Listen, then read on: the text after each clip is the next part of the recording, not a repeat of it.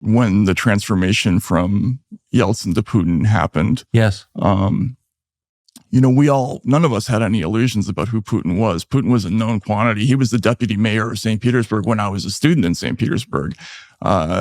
He was kind of known as, there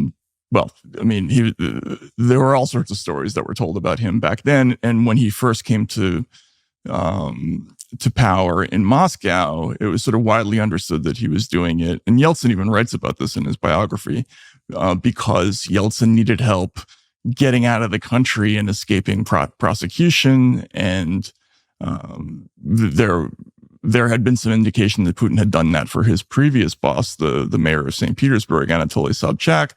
So, the sort of investigative journalism community was very suspicious of Putin when he first arrived.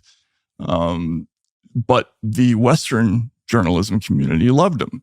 And this loved Putin. Yeah. And this was, I had already become disillusioned with American journalism before that because they had misreported a lot of things about post-communist Russia. But that was kind of the last straw for me, I think. What did they misreport? So they would send somebody out to some provincial town like Samara with an assignment, find the thriving, emerging middle class, right?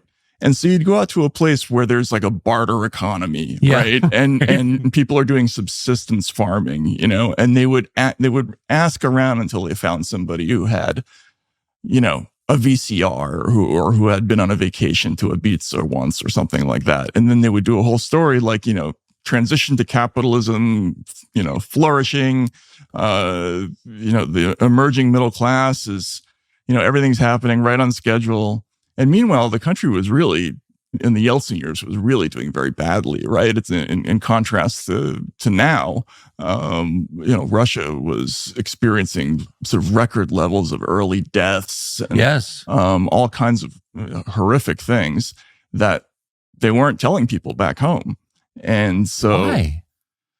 Because the expat community, and I don't really know exactly how this works, but there was a monoculture about the reporting there that is very similar to what it's like now in America. Yes. But there, it was sort of cartoonized. It's a very small community. Everybody knew everybody else. And, whatever the Washington Post and the New York Times wrote about, pretty much everybody else followed their lead. There was almost nobody among the reporters who even spoke Russian, right? that was totally discouraged. How can you cover a country if you don't speak the language? Because that was the tradition. I mean, people would come in, they would cycle in there for a few years. They would work with translators. They stayed in a little compound on Kutuzovsky Prospect, which is, right near the center of the city. In the Soviet days, it was sort of walled off by design, but they continued living there for some reason that I didn't really understand. And with a couple of exceptions, I can think there was a Boston Globe reporter who was fantastic, right, while I was there. But for the most part, people came in and they just treated it as a third world backwater. It's like, if you read The Quiet American, right? Yes, it was that attitude toward. But I don't understand. So if you don't speak a language, I've lived here for 55 years. I speak English as a native speaker, barely understand the country. It's just too complicated. Right. But if you can't speak the language, you just don't understand it at all. You have no hope of understanding it, do you? That's what I thought, right? And this was not just the journalists, but also the diplomats there. But, diplomats didn't speak Russian. Diplomats didn't speak Russian. We have the ambassador to Russia, Michael McFaul. He could barely put a sentence together in Russian. So it was. What is that? That just seems like a baseline requirement.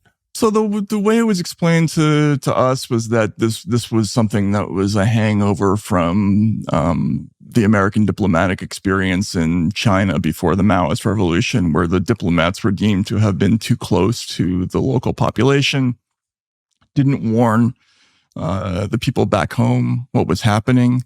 So they made a habit out of cycling people from spot to spot so that they wouldn't become too accustomed to the culture or too acculturated, right?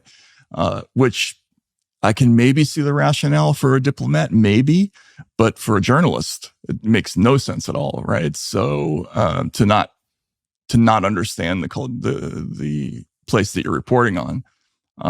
So by then, it doesn't make sense to not understand the place you're reporting on. That I think we can agree on that, right? Yeah, but so it was a strange activity that a lot of them were involved in, where they mostly interviewed the English speaking officials in the Yeltsin government, right? A lot of them had gone to Harvard, and they were getting one very specific version of what Russia was going through, what its challenges were. And at the time, by then I had already branched off. I had left the expat paper, the Moscow Times. I started up my own newspaper, which was like a nightlife guide. And I started doing this thing in opposition to that, which was I would go around the country getting jobs in weird places. Like I worked as a bricklayer in Siberia. Really? Yeah. I did. I worked at a monastery in Mordovia. What did you do in the monastery? At construction, So we just tour the country and kind of find out exactly how people were doing, what the situation was like. And it was an amazing discovery, because every place I went, I learned about a new lie that was being told, to people back home. And it was deeply disillusioning for me. I mean, I know you've had experiences like this in journalism too, right? Where you find out that something you thought is totally wrong. And that was a real eye opener for me. Like completely wrong. Completely wrong. Yeah, exactly. And moreover, that was proven relatively quickly, right? There was a massive financial collapse in 98.